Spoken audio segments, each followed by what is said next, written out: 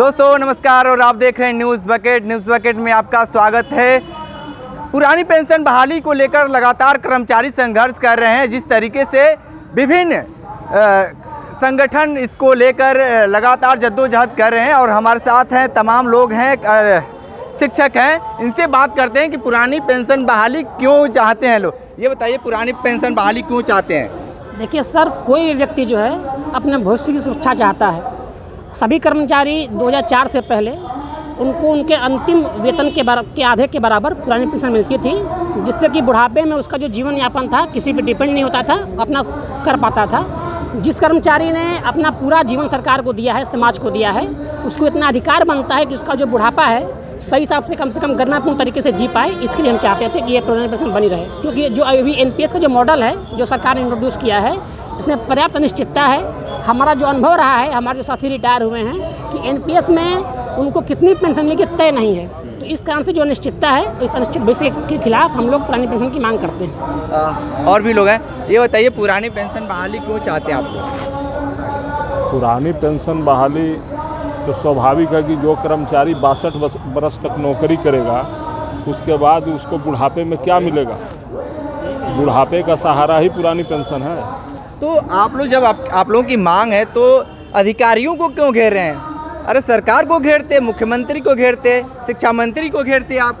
नहीं तो हम लोग ये आवाज़ अपनी शासन तक ही तो ले जा रहे हैं। DG शासन के आदमी हैं और डायरेक्ट मुख्यमंत्री को हम लोग ये कर रहे हैं, टारगेट कर रहे हैं कि भाई प्रधानमंत्री मोदी जी को टारगेट कर रहे हैं कि पूरे देश में पुरानी पेंशन की बहाली हो। किसी अधिकारी को हम लोग टारगेट नहीं करें, ये तो शासन के खिलाफ ही तो हम लोग का धरना है। आप लोग जिस तरीके से कहते हैं कि हम सरकार को घेर रहे हैं, बड़े तादाद में हर बार जब चुनाव होता है तो पूर्ण बहुमत में सरकार आ जा रही है, कहाँ से ये चूक हो रही है? अब ये सरकार की ऐसी मंशा है, भाजपा सरकार की ऐसी मंशा है कि पुरानी पेंशन उनको नहीं देना है, और तमामों विपक्षी पार्टियां जो हैं अन्य प्रदेशों में जो है पुरानी पेंशन को लागू कर रही हैं। हम लोग अपने धरने के माध्यम से माननीय प्रधानमंत्री से ये आग्रह कर रहे हैं कि आगामी लोकसभा चुनाव में उनके एजेंडे में पुरानी पेंशन हो और वो बहाल करें इसको। काशी से ये संदेश उनको देने का हम लोग प्रयास कर रहे हैं। काशी से तो बहुत बार आप लोग संदेश दे चुके हैं, लेकिन जब चुनाव आ जाता है तो सब चीज़ भूल जाते हैं और भाजपा के बटन पर जाकर दबा देते हैं। ऐसा कुछ नहीं है, जो है अपने तरीके से विरोध उनका हो ही रहा है और किया ही जा रहा है। ये लोकतंत्र है। अब लोकतंत्र में कौन कहाँ वोट दे रहा है और ये कहा नहीं जा सकता है कि कर्मचारी उनके सपोर्ट में है। नहीं, कर्मचारी बड़े पैमाने पे नाराज़ हैं। ये बताइए कि कर्मचारी तो नाराज़ हैं, लेकिन जिस तरीके से आप लोगों की नाराज़गी है वो दिख नहीं रहा है। जैसे चुनाव आता है सब भूल जाते हैं। पुरानी पेंशन बहाली को लेकर लगातार आप लोग संघर्ष कर रहे हैं। बिल्कुल कर रहा है। बराबर हम लोग की संगठन हमेशा मांग करता रहा है, लड़ता रहा है। ऐसा नहीं कि हम लोग कभी शांत और चुप बैठे हैं, और ये तब तक चलता रहेगा जब तक हमारी मांगें पूरी न हो जाए। तो हम लोग ये अनवरत चलाते रहेंगे। और अभी क्या, हम लोग जुलाई में 11, 12, 13 को महानिदेशक का घेराव करेंगे।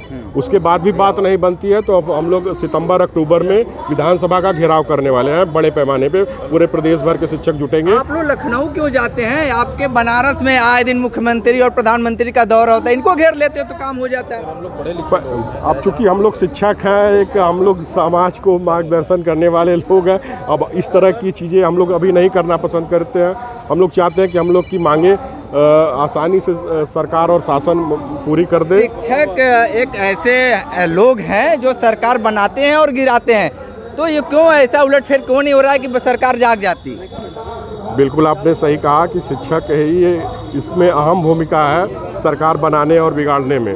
तो शिक्षक, हालांकि उन्होंने शिक्षकों की मांग को दरकिनार करते हुए, न सुनते हुए अपना आगे बढ़ रहे हैं, तो ये कहीं ना कहीं उनको घातक सिद्ध होगा आगे चल के, और इसका खामियाजा भुगतना पड़ेगा।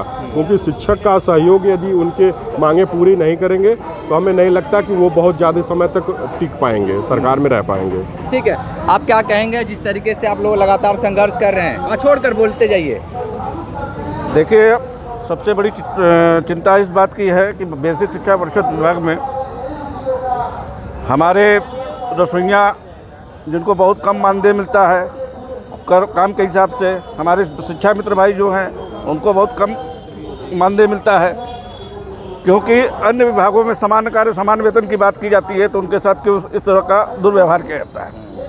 दूसरी चीज़ है, पुरानी पेंशन हम लोगों की बहुत ही दृढ़ता के साथ मांग की जा रही है कि यह पुरानी पेंशन हम लोगों को लागू की जाए, क्योंकि यही हम लोग के बुढ़ापे का सहारा है। ठीक है, ठीक है। ये जो बुढ़ापे की जो लाठी आप लोग खोज रहे हैं, जी जी, लग रहा है 2023 में मिल पाएगी लाठी ये? पूरी उम्मीद है और विभिन्न संगठनों द्वारा पुरजोर मांग की जा रही है कि ओल्ड पेंशन स्कीम जो लागू की जाए, और एनपीएस जो इसका पैसा जो शेयर मार्केट में लगा हुआ है, इसका कोई भी वो आधार नहीं है। तो जब तक पुरानी पेंशन नहीं मिलेगी तब तक हम लोग चैन से नहीं बैठने वाले हैं। चाहे इसके लिए लखनऊ या दिल्ली हम लोग को जाना पड़ेगा, हम लोग ज़रूर जाएंगे। क्या कहेंगे पुरानी पेंशन को लेकर? देखिए, पुरानी पेंशन का जो मुद्दा चल रहा है ये बहुत जोर पकड़ चुका है। अभी कल के न्यूज़ में आप लोगों ने देखा, सरकार इस पर विचार कर रही है कि पुरानी पेंशन को किस तरीके से दिया जाए। जैसे पुरानी व्यवस्था थी कि अंतिम वेतन का 50% दिया जाता था पेंशन के रूप में, और उसमें महंगाई भत्ता जुड़ता था।